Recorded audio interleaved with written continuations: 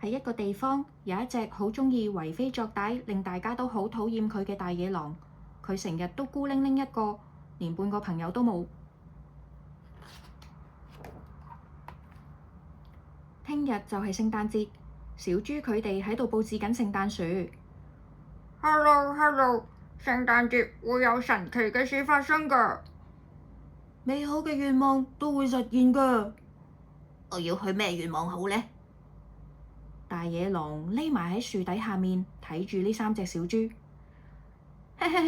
我嘅願望就係要食晒啲小豬。大野狼啱啱喃喃自語完之後，就追住啲小豬唔放。就喺佢就快捉到小豬嗰陣，大野狼嘅腳下面傳出一啲聲音。唔好踩到我啊！大野狼全身震晒咁話：哇，係毛蟲，好彩冇踩到咋。呢個時候毛蟲就話啦：多謝你啊，大野狼先生，你真係好心地啦。我可唔可以同你做朋友啊？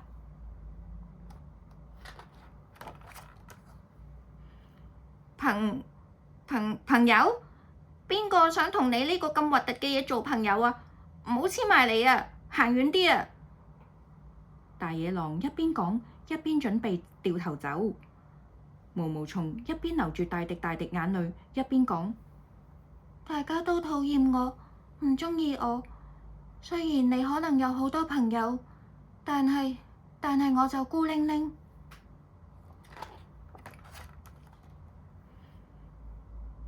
孤零零。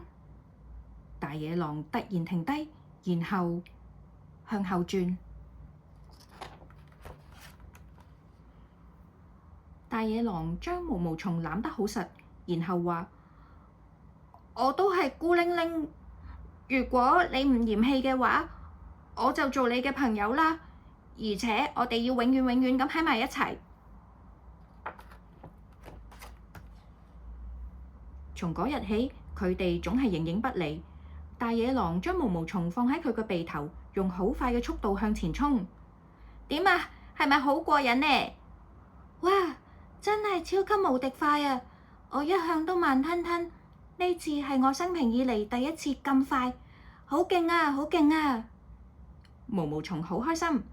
又有一日，毛蟲教大野狼爬樹，將力氣集中喺手同腳，再向上爬。大野狼唔止將力氣集中喺手同腳，仲將多出嚟嘅力氣轉移咗去屁股度。唔小心放咗個屁添。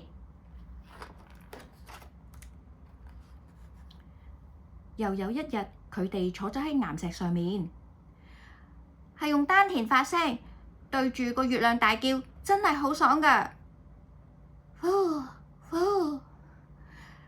呢次係我第一次叫，真係好爽啊！春天嚟啦，毛蟲每日都食好多葉，屙好多大便。佢嘅身體逐漸變大。大野狼每日都食好多葉，都屙好多大便，但係佢嘅身體冇變大。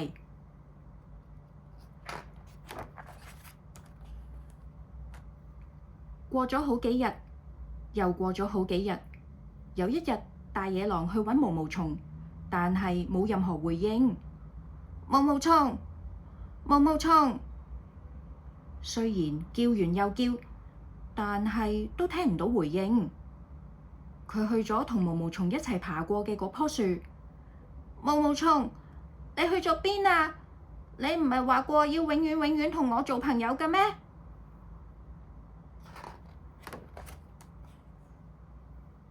大野狼去咗佢同毛蟲一齊大叫嘅岩石上面，但係毛蟲唔喺嗰度。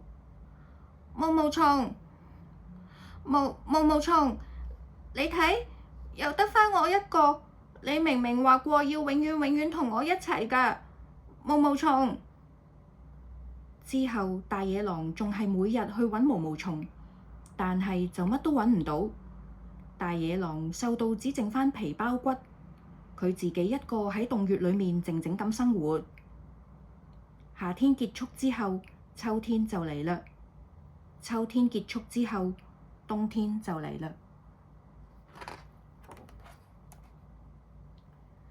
聽日就係聖誕節，大野狼諗起之前嗰幾隻小豬講過嘅説話。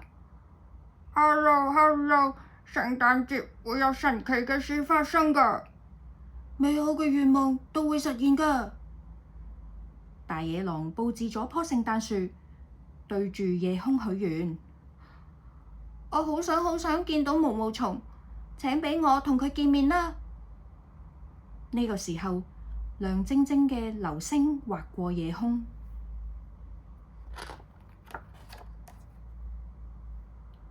雪融化啦，春天終於都嚟啦。大野狼走出洞穴，搖搖晃晃咁行去準備揾毛毛蟲。我絕對唔會放棄，我點會放棄？就喺大野狼喺度喃喃自語嘅時候，有一把好細嘅聲音喺空中傳過嚟。